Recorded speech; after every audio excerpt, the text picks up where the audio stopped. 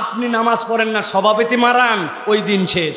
কোথাকার উড়নচণ্ডী আছে, মসজিদের সভাপতি পদে দাঁড়ায় গেছে, উনি ইমামের উপরে কলম ঘোরায়, ছড়ি ঘোরায়, মন চাপে বলবে। মসজিদের ছেঁচড়া কমিটিদেরকে, যারা ছেঁচড়া কমিটি সভাপতি, সেক্রেটারি, ক্যাশিয়ার, তাদেরকে আব্দুল হাই মোহাম্মদ সাইফুল্লাহ হুজুর খুব ভালো মতো ধুলাই দিলেন।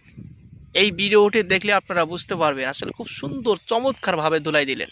চলুন আমরা আগে ভিডিওটি দেখে নেই। বলবে চলে যাবে, আর আমরা চলে যাব। ওই দিন নাই, হিসাব কিতাব বরাবর করার দিন আসছে এখন। মুয়াজ্জিন ইমাম 7 দিন করে ছুটি পাবে মাসে, আর সভাপতি 7 দিন ইমামতি করবে, সেক্রেটারি 7 দিন মুয়াজ্জিনি করবে। যোগ্যতা থাকলে সভাপতি হও, সেক্রেটারি হও, যোগ্যতা নাই এই রাস্তায় আসো না, ঠিক কি না? ইন্নামা ইয়ামুরু মাসাজিদাল্লাহ। হুজুর একদম ঠিক কথা বলেছে। যারা নামাজ পড়ানোর যোগ্য যাদের আছে, তারাই একমাত্র মসজিদের সভাপতি এবং সেক্রেটারি হতে পারবে। যাদের নামাজ পড়ানোর যোগ্য নাই, ঠিকমতো নামাজই পড়তে আসে না, তারা আবার কৃষি সেক্রেটারি, কৃষি সভাপতি হবে? কখনো এটা হবে না। একদম ঠিক কথা বলেছে। সব জায়গায় সংস্কার হবে। চলুন সামনে আরো সুন্দর সুন্দর কথা আছে, সেগুলো শুনে নিই। দায়িত্ব তারা আসবে মান আমানা বিল্লাহ, আল্লাহর প্রতি ঈমান আনা লাগবে। এরপরে নেককার মানুষ হতে হবে, মসজিদের নামাজি হতে হবে। আপনি নামাজ পড়েন না, সভাপতি মারান, ওই দিন শেষ। সবার ছুটি লাগে, ইমাম মুয়াজ্জিনের ছুটি লাগে না। একদিনের ছুটির জন্য 3 দিন ছেঁচড়াবে, ওগুলা কোনো নাই। মাসিক প্ল্যানই থাকবে, কোন 7 দিন ইমাম থাকবে না, কোন 7 দিন মুয়াজ্জিন থাকবে না, কথা শেষ। তোমাদের শুক্র শনি ছুটি, আর আমাদের শুক্র শনি সবচেয়ে বড় ডিউটি। ইয়ার কি পাইছেন? ইয়ারকির দিন শেষ।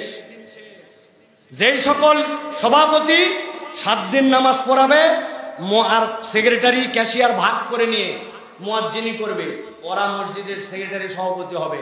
না হলে মসজিদের ইমামি সভাপতি, মসজিদের মুয়াজ্জিনি সেক্রেটারি। আব্দুল হাই মোহাম্মদ সাইফুল্লাহ হুজুর খুব সুন্দর কথা বলেছেন। একেবারে সবার মনের কথাটি বলেছেন। কারণ যাদের সভাপতি হওয়ার যোগ্যই নাই, তারাই কিন্তু মসজিদের সভাপতি, সেক্রেটারি হয়ে থাকে। যাদের মধ্যে কোনো দিন নাই, ঠিকমতো নামাজ পড়ে না, ইসলাম সম্পর্কে জ্ঞানই যাদের ভিতর নাই, তারাই বেশিরভাগ, আমাদের দেশে বেশিরভাগ তারা মসজিদের সভাপতি, সেক্রেটারি, ক্যাশিয়ার হয়ে থাকে।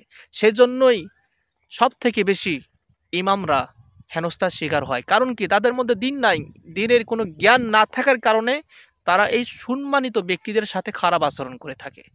তাদের কথা মতো চলে যে ইমাম সাহেবরা, তাদেরকে তারা রাখে, যদি না হয় তাহলে তাদের বিদায় করে দেয়। সেজন্য সব জায়গা সংস্কার দরকার।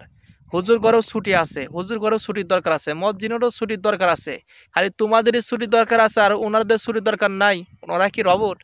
একদম ঠিক কথা বলেছে হুজুর, খুব সুন্দর করে বুঝিয়ে দিয়েছেন। যাদের জ্ঞান আছে, বিবেক আছে, তারা অবশ্যই হুজুরের কথাটি বুঝবে। সবারই ছুটি আছে। ইমাম ছুটিতে যাবে, সভাপতি নামাজ পড়াবে। মসজিদ ছুটিতে যাবে, সেক্রেটারি মসজিদই করবে।